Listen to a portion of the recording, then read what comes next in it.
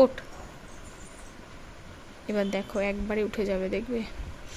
এ বাবু, সন্ধ্যা হয়ে গেছে, সন্ধ্যা দিবি না?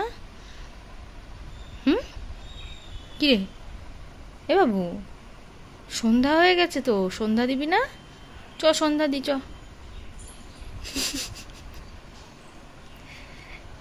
এই যে আমি সন্ধ্যা দিতে চলে গেলাম, সন্ধ্যা হয়ে গেছে, ঘন্টা বাজাতে হবে, উলু দিতে হবে। উলু দিবি না?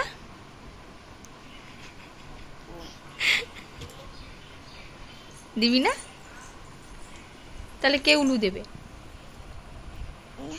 দিবি না? চলে গেলাম আমি, যা সন্ধ্যাটা দিয়ে আসি, যাই যাই।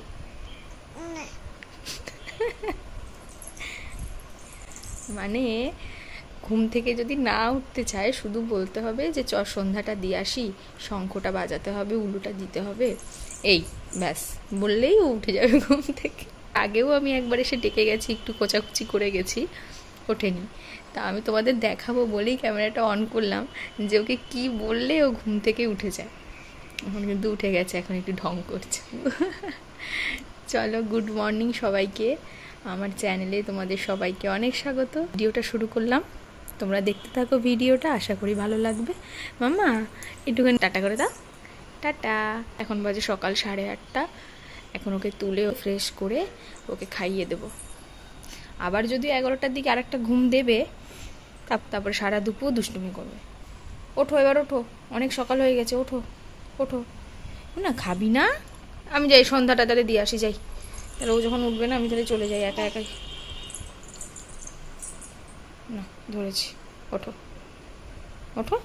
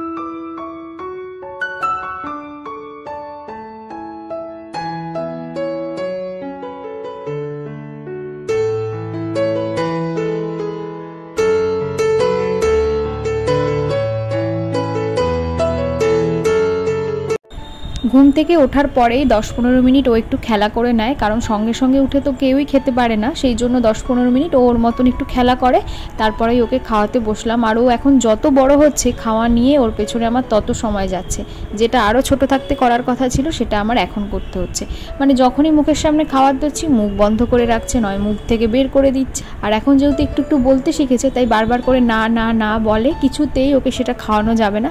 কিন্তু ওই বাটির মধ্যে জলটা, ওই জলটা যে ঝিনুক করে দিচ্ছি, এটা ওর ভালো লাগছে। এই করে অনেক কষ্টে ওর খাবারটা শেষ করলাম।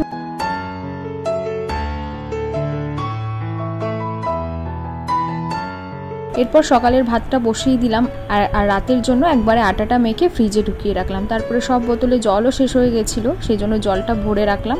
জামা কাপড় কেচে যখন মেলতে গেলাম উঠোনে, দেখলাম আকাশে ভালোই মেঘ করেছে। আর দুদিন ধরেই শুনছি বৃষ্টি হওয়ার কথা, কালকেও বৃষ্টি হওয়ার কথা ছিল কিন্তু হয়নি, কিন্তু আজকে মনে হচ্ছে বৃষ্টি হবে, কারণ সকাল থেকেই মেঘলা হয়ে রয়েছে। ওয়েদারটা এত সুন্দর হয়ে গেছে না, কাজ করতেও ভালো লাগছে, কারণ এই কয়েকদিন এত পরিমাণ গরম পড়েছিল, কোনো এক্সট্রা কাজ তো করা যাচ্ছিলই না। মানে ফ্যানের তলা থেকে সরলেই যেন মনে হচ্ছিল স্নান করে ফেলেছি।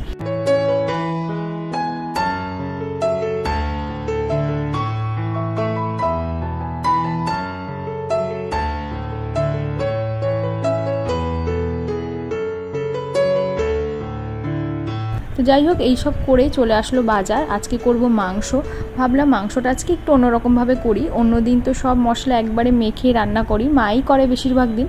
তো মা আজকে স্কুলে গেছে, ভাবলাম আমি আজকে রান্নাটা করেই ফেলি। এর জন্য মাংসের সমস্ত জিনিসগুলো একটা জায়গায় করে নিয়েছি, আর আমাদেরগুলো একটা জায়গায় কেটে নিয়েছি। আর এই যে আলু, আদা, রসুন, লঙ্কা, টমেটো সব কিছুই গুছিয়ে নিয়েছি। গুছিয়ে নিলে পরে রান্নাটা করতে সুবিধা হয়, এই আর কি। এখানে প্রেশার কুকারে আলুটা একটু সিদ্ধ করে নিলাম, কারণ আলুগুলো একটু বড় করেই কেটে দিয়েছিলাম। আমাদের বাড়িতে প্রায় দিনই চিকেনটা হয়, তো আমরা সম্পূর্ণ কাঁচা লঙ্কাতেই করার চেষ্টা করি, শুকনো লঙ্কাটা একটু কমই দিই। তাই আদা, রসুন, পেঁয়াজ, কাঁচা লঙ্কা, একটু গোটা ধনে, জিরে আর সামান্য একটু পেঁয়াজ, এই সব কিছু দিয়ে মিক্সিতে ভালো করে পেস্ট করে নিলাম।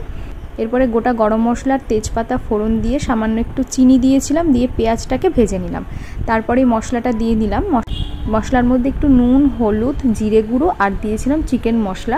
এই সব কিছু দিয়ে মশলাটাকে ভালো করে কষিয়ে নিলাম। এরপরে যেরকমভাবে মাংস দিয়ে কষিয়ে জল দিয়ে তারপর রান্না করা হয় সেইভাবেই পুরো রান্নাটা করলাম।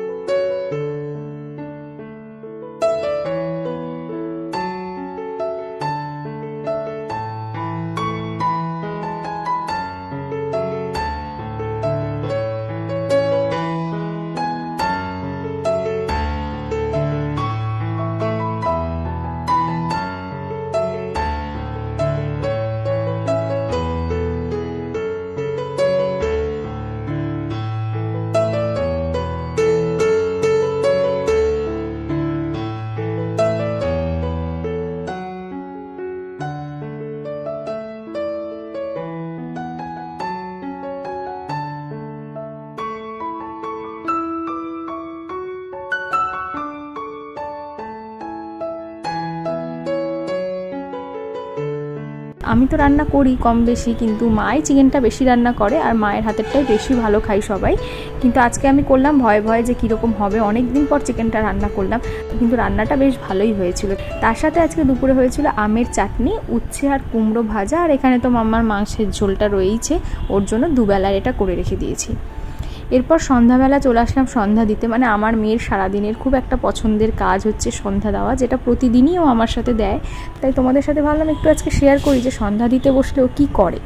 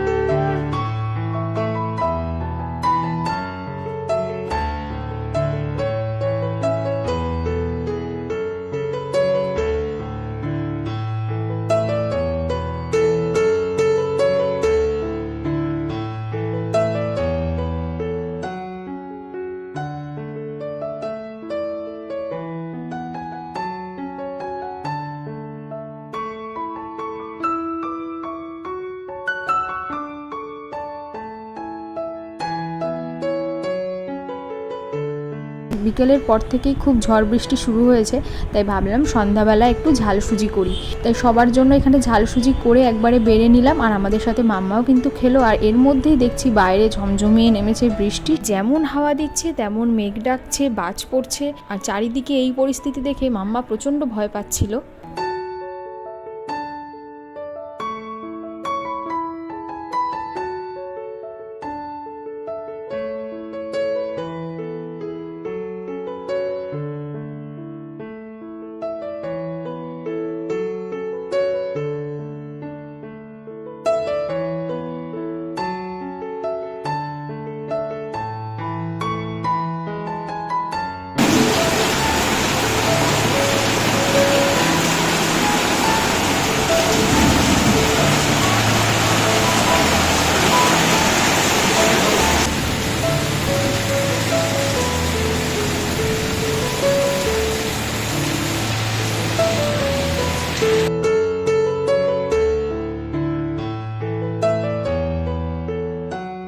সব ঘরে জানলা দরজা আটকাতে আটকাতেই কিন্তু ঘরে ধুলো বালি গাছের পাতা সব কিছু ভরে গেছে একদম। তার জন্য আর না পেরে সব ঘরগুলোকে ঝাঁট দিয়ে একটু মুছে নিলাম।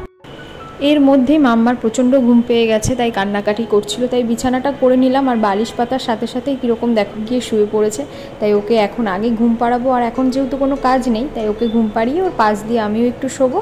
তাহলে চলো আজকের ভিডিওটা এখানেই তাহলে শেষ করছি। কেমন লাগলো অবশ্যই জানিও, ভালো লাগলে একটা লাইক করো, আর আমার চ্যানেলটাকেও প্লিজ তোমরা সাবস্ক্রাইব করো। তাহলে চলো আজকের মতন টাটা, আবার পরের ভিডিওতে দেখা হচ্ছে। সবাই ভালো থেকো, সুস্থ থেকো। Thank you.